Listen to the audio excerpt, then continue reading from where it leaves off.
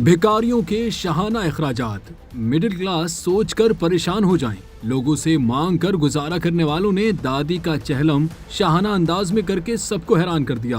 गुजरांवाला में भिखारियों ने अपनी दादी के चहलम पर मटन, कोरमा, मुरब्बे, बिरयानी जैसे शाहाना और पुरतायुश खानों के तमाम रिकॉर्ड तोड़ दिए। रस्म चहलम पर मुल्क भर से 8,000 से जायद भिखारियों को शिरकत की दावत दी गई, जिनके लिए नाश्ते में खास तौर पर सरीपाइयों का एहतमाम किया गया। इसके अलावा रात के खाने के लिए 250 बकरे ज़िबा किए गए। खाने में नान, चावल, गाजर, सेब का मुरब्बा और तमाम किस्म के मशरूबात भी पेश किए गए। मेहमानों को प्राइवेट माकी में कुर्सियों पर बिठाकर आला किस्म का खाना दिया गया।